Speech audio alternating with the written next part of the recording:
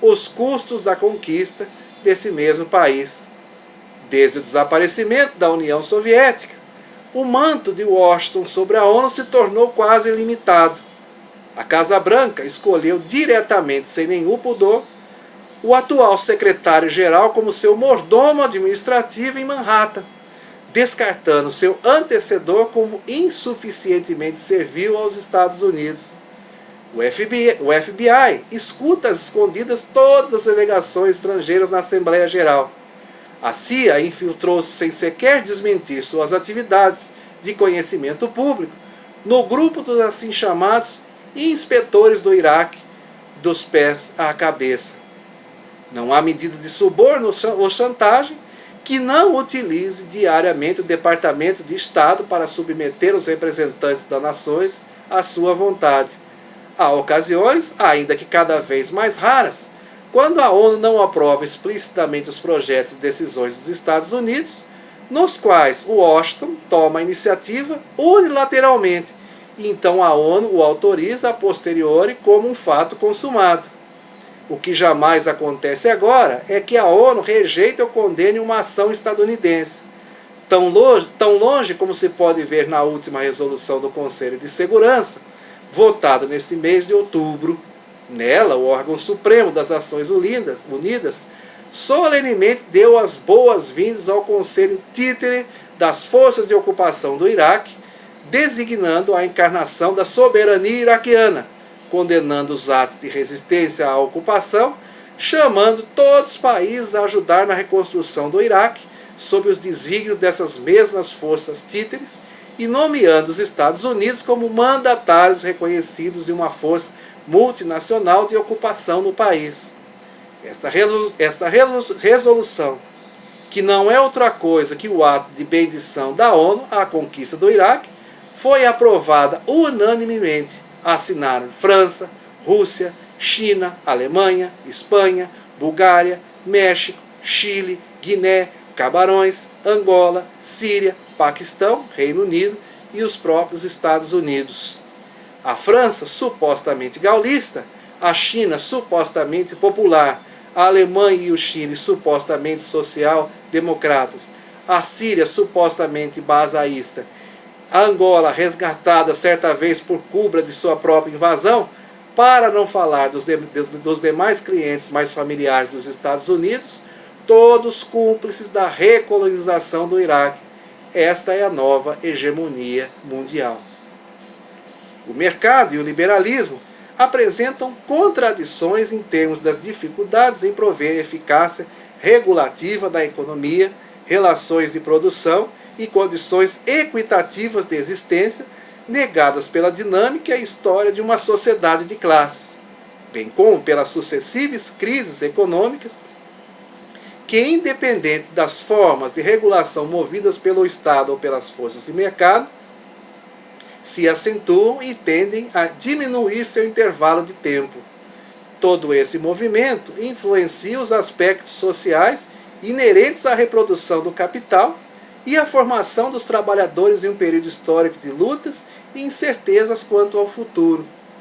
A defesa de Hayek da ação incontestável do mercado como agente regulador da economia e potencializador de inteligências múltiplas é negada pela dimensão mundializada e expansiva do capital, através do qual o capitalismo soltou-se da corrente e atacou a si próprio.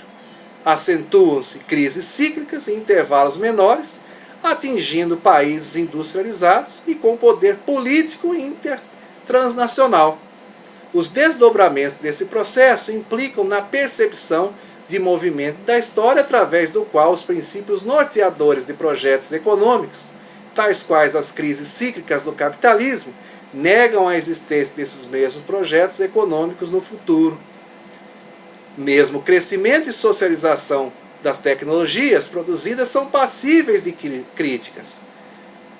Devemos levar em conta que 3 bilhões de pessoas nunca fizeram ou receberam uma ligação telefônica. No Afeganistão, apenas 5 a cada 1000 pessoas têm acesso a um telefone.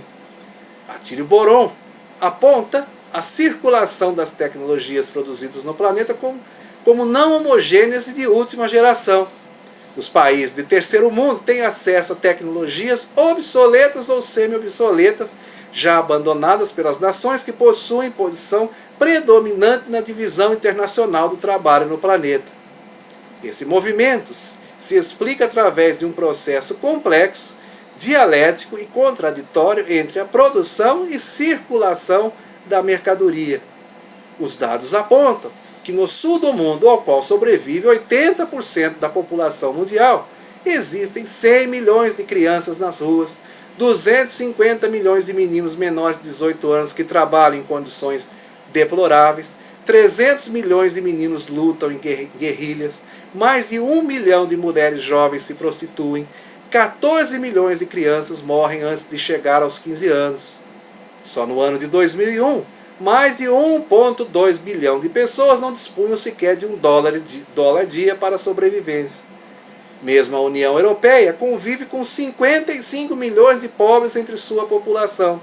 A evasão escolar na Itália chega aos 29% e 18,5% constitui-se a média europeia. Dados que infelizmente tenderam a piorar. Outra dimensão relacionada à negação das forças do mercado como potencializadoras de sociedades superiores faz referência à reprodução do capital manifesta em diferentes formas de produção, tanto as existentes no âmbito legalizado do mercado, como as presentes em âmbito ilícito, entre os quais os grupos mafiosos transnacionais ligados ao comércio do narcotráfico são exemplos. Como definiríamos o mercado? Pois a máfia, atuante no narcotráfico e mesmo na indústria armamentista, também é uma criação desse mesmo mercado. Isso nos permite problematizar a heterogeneidade do mercado capitalista, até porque tanto são mercadorias, produtos de transformação da natureza com utilidade inquestionável aos seres humanos, bem como aquelas utilizadas para como felicidade momentânea, reservando o óbito aos usuários consumidores como alternativas para o futuro. O capital parece que perdeu o medo e a vergonha de ser capital. É preciso levar isso em conta quando escolhemos um critério para medir sucessos e fracassos do liberalismo. Devemos pensar no objetivo que ele mesmo definiu para si, a capacidade de impor uma nova correlação de força na sociedade e na opinião dominante, buscando para isso hegemonias. Esses exemplos, presentes na materialidade das relações sociais no universo das trocas oriundas da sociedade capitalista, apontam dificuldades para a potencialização de inteligências múltiplas em um mercado materializador de oportunidades tangíveis. É assim que questionamos qual dimensão do mercado se aplica às determinações liberais. Uma sociedade de cunho idealista, de trocas legais de mercadorias e eticamente possível com essência contratualista, ou uma lógica do qual o legal e o ilegal coexistem, se chocam e se justificam, formando a totalidade do mercado, tal qual demonstramos acima. Para qual mercado e para qual sociedade os princípios hayekianos se materializam?